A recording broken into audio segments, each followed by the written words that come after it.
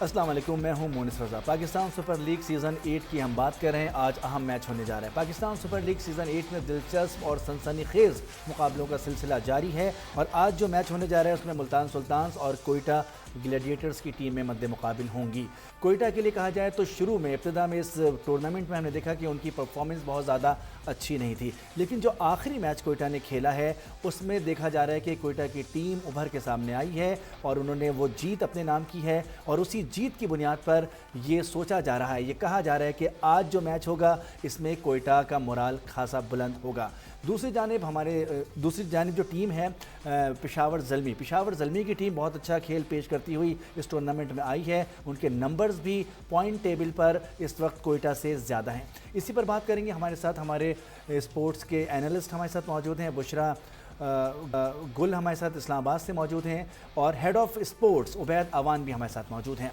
उबैद, बताइएगा, आज का ये बहुत अहम मैच है जिसमें ख़ास तौर पर सबकी नज़रें कोयटा के ऊपर हैं कि कोयटा की परफॉर्मेंस, क्योंकि आखिरी मैच में खासी अच्छी थी, उन्होंने मैच जीता भी है और अच्छे टारगेट को चेस करते हुए जीता है, तो क्या समझते हैं कि कोयटा की टीम का मोराल उस जीत की वजह से कैसा होगा? बिस्मिल्लाहिर्रहमानिर्रहीम। जी मोनेस, आपने बिल्कुल सही कहा। कोयटा ने आखिरी मैच जीता और बहुत अच्छे अंदाज में जीता। एक हाई स्कोरिंग मैच था। पेशावर ज़ल्मी के खिलाफ 240 रन बनाए थे पेशावर ने और जिस तरह से उसको फिर चेज़ किया कोयटा की टीम ने, तो वो बड़ा ज़बरदस्त था और एक ऐसा मुकाबला देखने को मिला कि सब हैरान रह गए कि इतना बड़ा स्कोर भी इतनी आसानी के साथ अगर चेज़ हो सकता है तो फिर इस टूर्नामेंट में और इस लीग के अंदर जो है वो कुछ भी हो सकता है T20 में। तो कोयटा के मोराल ज़रूर बुलंद हुआ होगा, लेकिन आज अपोनेंट मुख्तलिफ है, आज का जो बॉलिंग अटैक है वो मुख्तलिफ है और देखना होगा कि आज कौन सी टीम पहले बैटिंग करती है। मुल्तान ने कल मैच जीता और मुल्तान के हौसले भी उससे ज़रूर बुलंद हुए होंगे क्योंकि वो भी एक हाई स्कोरिंग मैच था। तो कोयटा के लिए जीतना आसान नहीं होगा क्योंकि डू और डाई मैच है कोयटा के लिए और ये मैच जीतना लाजमी है अगर उन्होंने प्ले ऑफ खेलना है। और इसके बाद भी उन्हें जो है वो डिपेंड करना होगा पेशावर की टीम पर कि पेशावर के पॉइंट जो है वो कितने रहते हैं और उनका जो रन रेट है वो कहाँ होता है, क्योंकि कोयटा के पास इस वक्त 6 पॉइंट हैं, पेशावर के पास 8 पॉइंट हैं और पेशावर का जो कल का मैच है वो ये डिसाइड करेगा कि ये दोनों टीमें कहाँ खड़ी हैं। पहले तो कोयटा को आज जीतना है और उस जीत के बाद कल का इंतज़ार करना है कि कल इस्लामाबाद की टीम जीते और फिर रन रेट जो है वो कोयटा का और पेशावर का कहाँ होगा। अगर रन रेट में बेहतरी हुई तो फिर कोयटा की टीम आगे जा सकती है, क्योंकि इस वक्त अगर देखा जाए तो कोयटा का रन रेट माइनस में है जबकि इस्लामाबाद का रन रेट जो है पेशावर का रन रेट कोयटा से बहुत बेहतर है।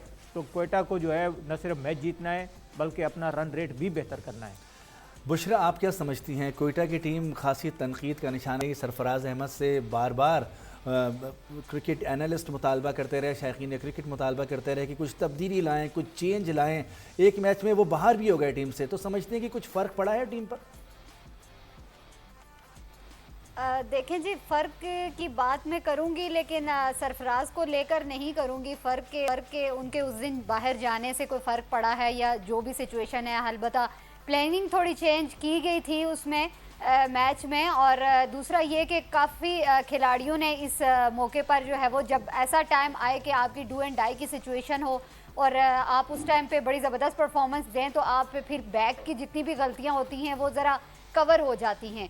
तो कोयटा की भी मैं यही कहूँगी, कोयटा को उठा के देख लें, मुल्तान को देख लें या ओवरऑल तमाम टीमों की बैटिंग लाइन में देखें तो हमें ठीक है हमारे लोकल प्लेयर भी परफॉर्म कर रहे हैं, लेकिन फॉरेन प्लेयर जो है वो मेजॉरिटी उनकी बैटिंग में बड़ा अच्छा कमाल दिख रहा है, बड़े मैच विनर साबित हो भी रहे हैं। तो मैं ये कहूँगी कि कोयटा ऐसी टीम है जिसमें अगर पहले देखें तो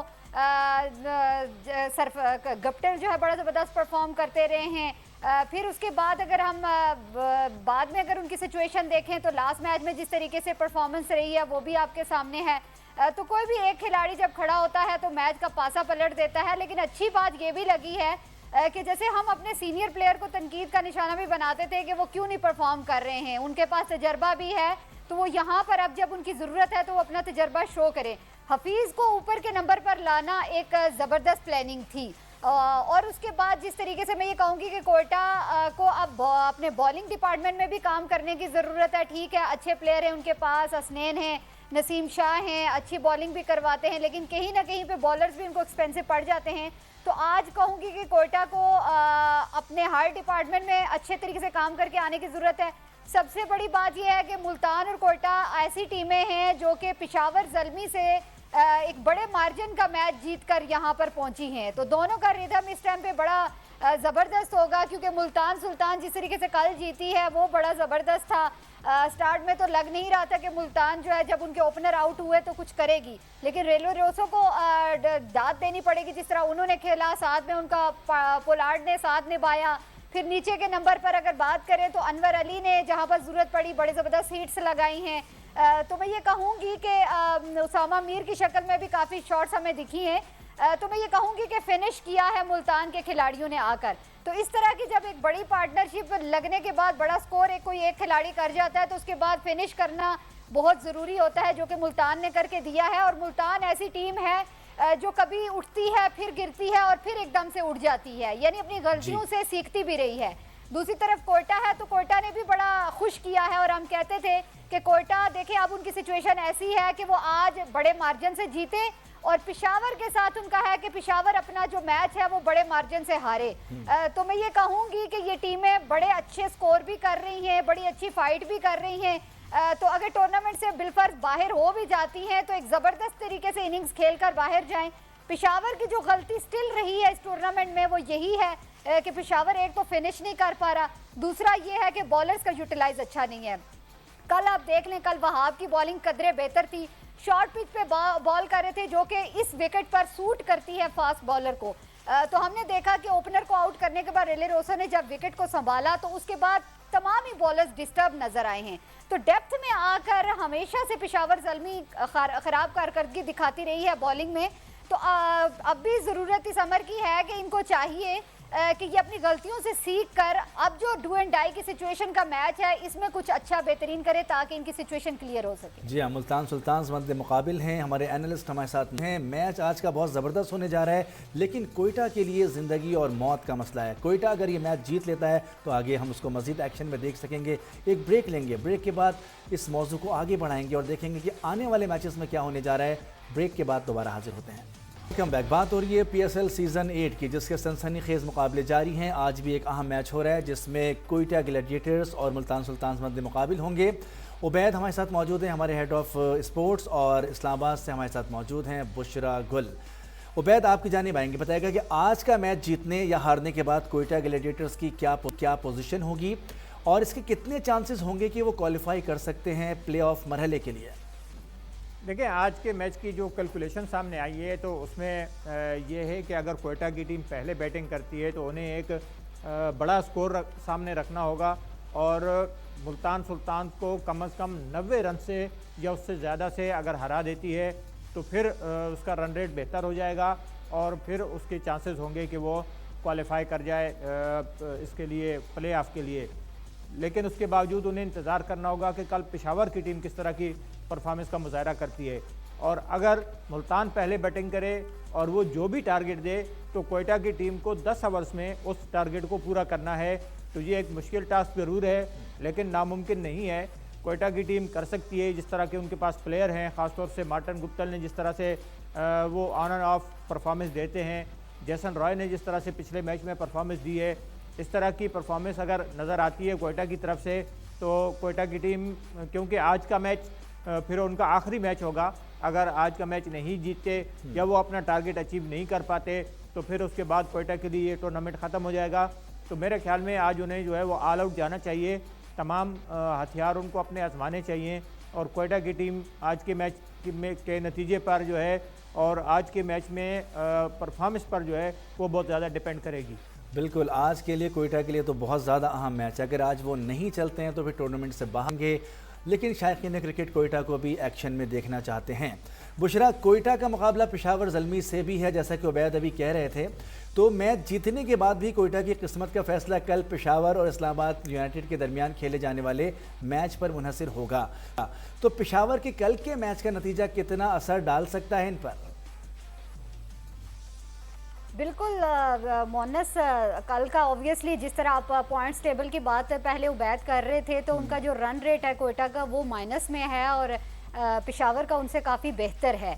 तो आज बड़े मार्जिन से कोयटा को ना सिर्फ जीतना होगा बल्कि कल पे भी नज़र रखनी होगी कि कल जो है वो पेशावर हारे और अच्छे मार्जिन के साथ हारे तो फिर जो है वो जाहिर सी बात है रन रेट के बिना पर ही या कोयटा आगे जा सकती है। लेकिन बहरहाल अच्छी बात ये होनी चाहिए कि पेशावर जो है आगे मरहले के लिए क्वालिफाई के लिए ज़रूर आज एफर्ट करे। लेकिन उसके साथ साथ मैं ये कहूँगी कि जितने भी प्लेयर हैं कोयटा में, फॉरेन प्लेयर्स को साइड पे रखकर जो लोकल प्लेयर्स हैं जिन पर बार बार कहा जा रहा है, मैं बात करूंगी हफीज़ की, बात करूंगी, मैं बात करूंगी इफ्तिखार की, उमर अकमल की बात करूंगी कि आज अगर वो टीम का हिस्सा हैं, जिस तरह वो चले आ रहे हैं तो वो एक अच्छी इनिंग्स खेल कर जाएं।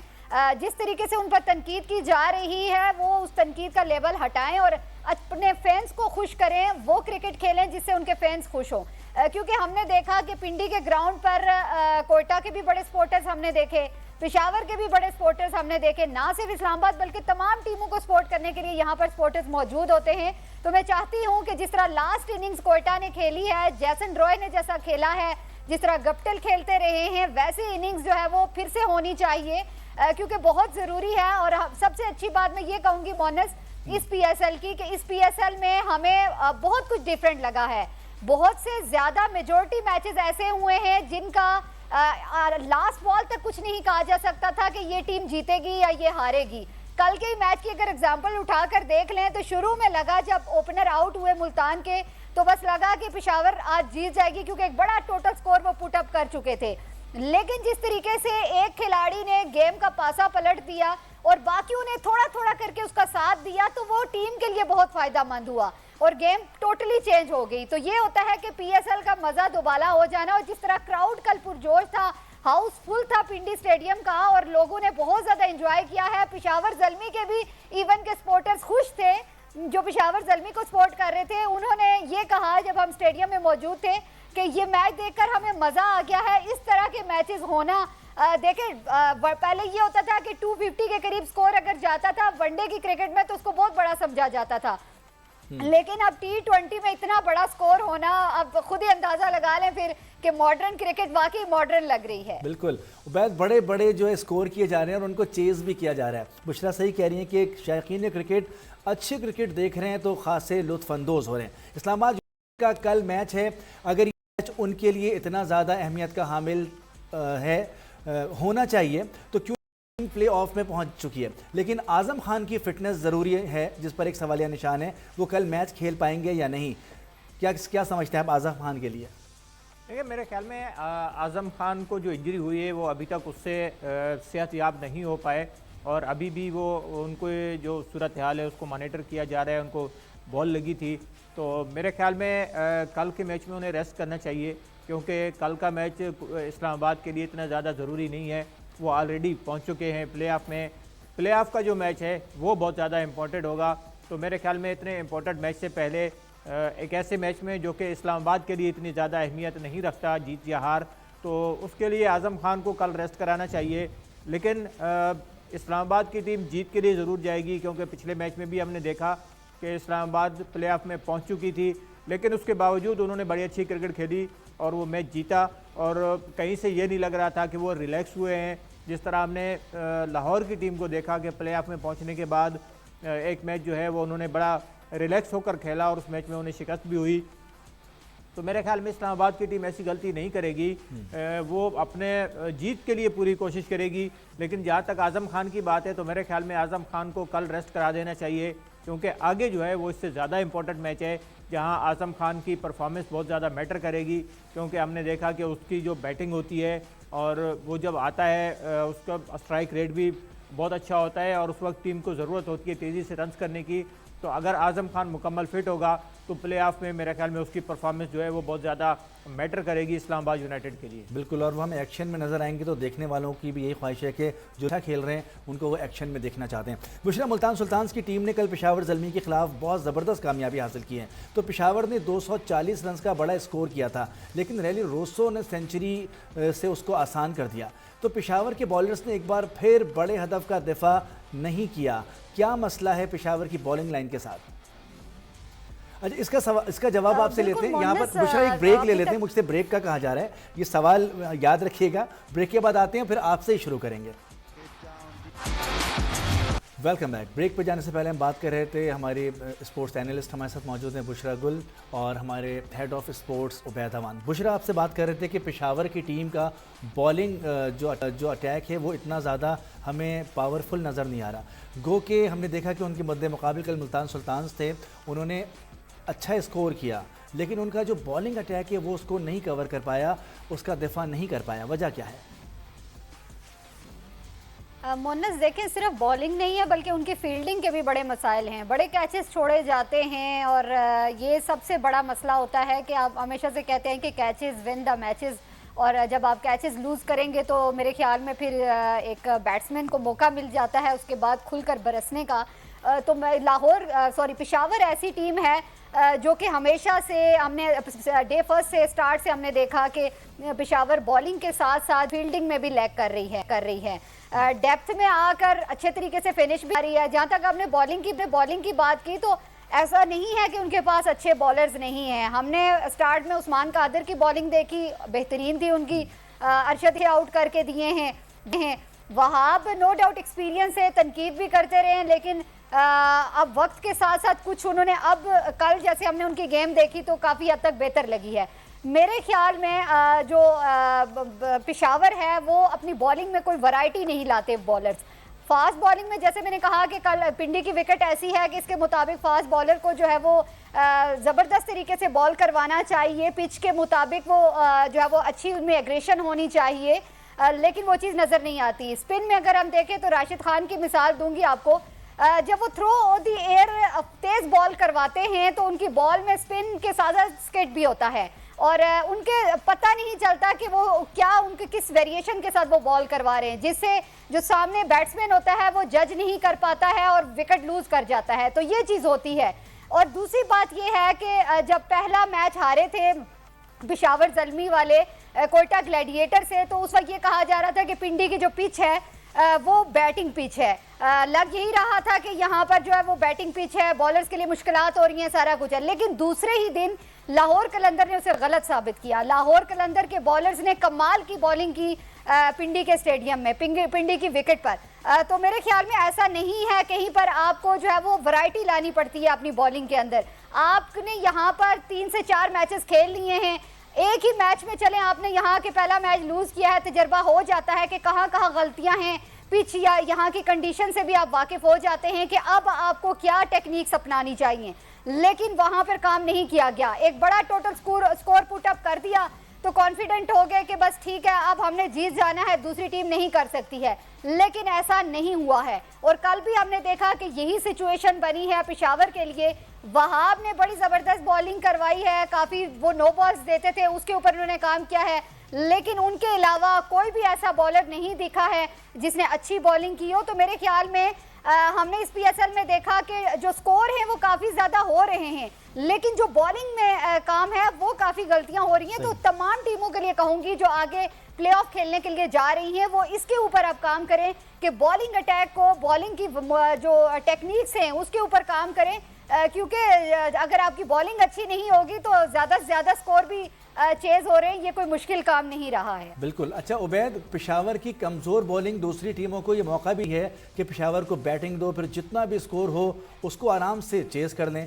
तो क्योंकि उनके पास बॉलिंग बहुत कमज़ोर है, जैसे कि बुशरा भी कह रही है कि उनकी फील्डिंग भी इतनी अच्छी नहीं है, बॉलिंग का तो सभी कह रहे हैं। जी उबैद। जी बिल्कुल मोनेस, ऐसा ही है। किसी टीम की अगर कुछ कमज़ोरियां जो है वो वाज़ेह तौर पर नज़र आ रही हों तो फिर दूसरी टीमें उससे ज़रूर फ़ायदा उठाती हैं। और मेरे ख्याल में यही चीज़ जो है वो पेशावर के ख़िलाफ़ भी जा रही है कि 2 मैचेस में वो 240 करके भी हार रहे हैं।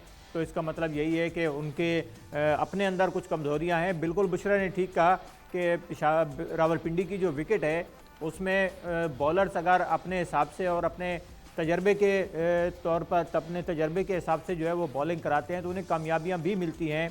आज जो अफ़गानिस्तान के लेग स्पिनर हैं राशिद खान, लाहौर कलंदर की तरफ से वो खेल रहे हैं, वो एक टीवी शो में बैठे हुए थे तो उनसे यही चीज़ पूछी गई तो उनका कहना यही था कि मैं जिस तरह से बॉलिंग कर रहा हूँ या दूसरे प्लेयर कर रहे हैं, शाहीन शाह अफरीदी है या उस्मान कादिर का उन्होंने नाम लिया कि वो जब बॉलिंग कर रहे हैं तो उनको अगर वो अपने राइट एरिया में बॉलिंग करेंगे तो उन्हें ज़रूर कामयाबी मिलेगी, और अगर वो अपने एरिया से बाहर निकलेंगे तो वहाँ बैट्समैन जो है वो हावी हो जाता है।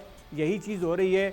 बॉलर्स अगर अपनी लाइन और लेंथ को भूल जाएंगे, बॉलर्स अगर बैट्समैनों के जो कंफर्ट जोन है उसमें बॉलिंग कराएंगे तो फिर बैट्समैनों को उसका फ़ायदा होगा और रन ज़रूर बनेंगे। लेकिन यहाँ हमने अच्छी बॉलिंग्स भी देखी हैं। राशिद खान को आप देख लें, शाहीन शाह अफरीदी को देख लें, वहाब रियाज ने एक मैच में खुद जो है वो अच्छी बॉलिंग की थी। कल के मैच में भी बॉलर ने जो है वो अच्छी बॉलिंग ज़रूर की, लेकिन बैट्समैन उसके ऊपर हावी आए, क्योंकि एक बॉलर अगर अच्छी बॉलिंग करता है बाकी ख़राब करते हैं तो फिर मैच हाथ से निकल जाता है। तो ये चीज़ जो है वो बॉलर्स के अगेंस्ट जा रही है। जब तक वो कंडीशंस के मुताबिक और विकेट के मुताबिक बॉलिंग नहीं करेंगे तो उन्हें कामयाबी नहीं मिलेगी। रावलपिंडी में ये चीज़ हमने देखी है कि विकेट जो है वो बैटिंग पैराडाइज हैं, बैटिंग फ्रेंडली हैं। यहाँ पर बॉलर्स को के सीखने के लिए बहुत कुछ है कि ऐसी विकेटों पर किस तरह से बॉलिंग करनी है और किस जोन में अगर बॉलिंग हो तो उन्हें कामयाबी मिलेगी।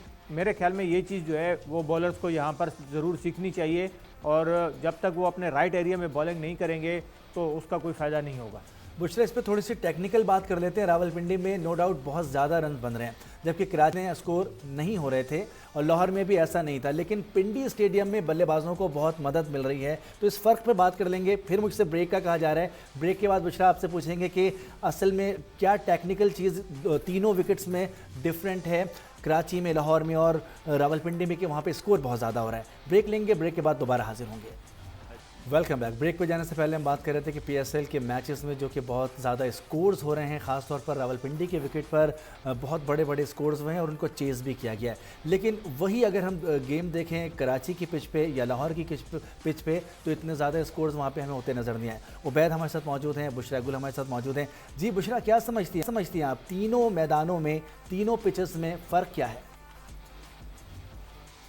बिल्कुल, देखें पीएसएल जब स्टार्ट हुआ था तो हमने देखा कि मुल्तान में भी बड़े स्कोर बन रहे थे और बड़े ज़बरदस्त मैच हुए हैं, हाईएस्ट स्कोर भी बने हैं। कराची में उससे अलग नज़र आए, लाहौर में उससे अलग नज़र आया, फिर अब पिंडी जो है वो और ही तरह से नज़र आ रहा है।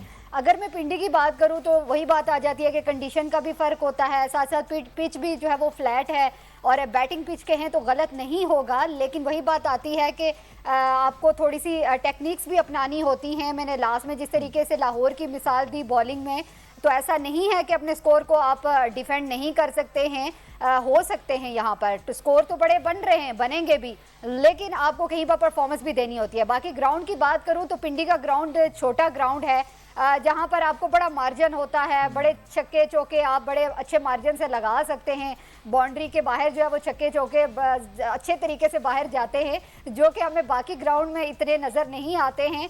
तो मैं ये कहूँगी कि फ़र्क तो पड़ना था और अब ज़रूरत इस बात की है कि अब चूँकि टीमों के लिए पिंडी के ग्राउंड पर आकर खेलना और इतनी अच्छी परफॉर्मेंसेज होने के बाद उनके लिए आगे प्ले ऑफ के लिए क्वालिफाई कर रहे हैं, तो अब वापस वो लाहौर के ग्राउंड में जाएंगे। तो ज़रूरी है कि टीमों को अपनी गलतियों से सीख कर के उनके कौन से डिपार्टमेंट में गलतियां हैं उस पर वर्कआउट करके जाएं। और तमाम ग्राउंड से अमांग तो हो चुके हैं, उनकी कंडीशन से हो चुके हैं, पिच से हो चुके हैं, तो उसकी सिचुएशन के मुताबिक जो है वो अपनी गेम की भी प्रिपरेशन करें। बिल्कुल उबैद, अब प्लेऑफ का मरहला शुरू हो चुका है, अब टीमें जीत के प्लेऑफ में जा रही हैं। कोयटा के मामलात अलग हैं, अगर उन्होंने आज का मैच नहीं जीता तो फिर वो टूर्नामेंट से आउट होंगे। तो पिचेस पे जो रन बहुत ज़्यादा हुए हैं, ख़ासतौर पर अभी बुशरा ने कहा कि पिंडी का ग्राउंड भी छोटा है, वहाँ की पिच भी थोड़ी तेज़ लगती है। आप समझते हैं कि पिच तेज़ बनाई गई है वहाँ की? देखिए पिच जो है वो बैटिंग फ्रेंडली है और यहाँ पर हमने तमाम मैचेस में ही देखा कि 200 के करीब या 200 से ऊपर जो है वो स्कोर बना है। तो ये नज़र ये आता है कि यहाँ पर जो है वो कंडीशन मुख्तलिफ हैं। फिर जिस तरह से यहाँ पर सिक्सेस बहुत ज़्यादा लग रहे हैं और जितने भी मैचेस हमने देखे हैं तो उसमें कल का मैच ले लें, पिछला मैच जो पेशावर का हुआ था कोयटा का, और उससे पहले का जो मैच, तो काफ़ी ज़्यादा यहाँ पर छक्के बहुत ज़्यादा लग रहे हैं और लोग जो टिकट लेकर आते हैं वो यही चीज़ें देखना चाहते हैं। तो मेरे ख्याल में ये उनके लिए तो ज़रूर बेहतर है, लेकिन बॉलर्स के लिए इतना अच्छा नहीं है, क्योंकि हमने माजी में ये देखा कि पाकिस्तान सुपर लीग को बॉलिंग के मयार के हिसाब से जो है वो काफ़ी बेहतर गिरदाना जाता था, काफ़ी बेहतर समझा जाता था कि यहाँ के बॉलर्स जो है वो बहुत अच्छे हैं और यहाँ पर बैट्समैनों को बड़ा टफ़ टाइम मिलता है जो ओवरऑल वर्ल्ड से आते हैं। तो मेरे ख्याल में यहाँ इस दफ़ा हमें थोड़ा सा मुख्तलिफ नज़र आ रहा है, ख़ासतौर से रावलपिंडी में। तो ये बैट्समैनों के लिए तो अच्छा है, लेकिन बॉलर्स के लिए बहुत बड़ा चैलेंज है। तो अभी मैचेस जारी हैं। यहाँ से मैचेस जो है वो फिर अब लाहौर में चले जाएंगे, तो फिर देखते हैं लाहौर में किस तरह की सिचुएशन होती है। फिर प्ले ऑफ में मुकाबले तमाम जो है वो लाहौर में होंगे, तो मेरे ख्याल में वहाँ पर सूरत हाल हमें थोड़ा सा मुख्तलिफ दिखाई देगी। बिल्कुल, जाते जाते बुशरा आपसे पूछेंगे, वुमेन लीग के नुमाइशी मैच भी जारी हैं, तो आप समझते हैं कि आने वाले सालों में हमें PSL वुमेन का भी जो है उससे भी हम लुत्फ़अंदोज़ हो पाएंगे? PCB इस बारे में भी कुछ सोच रही है?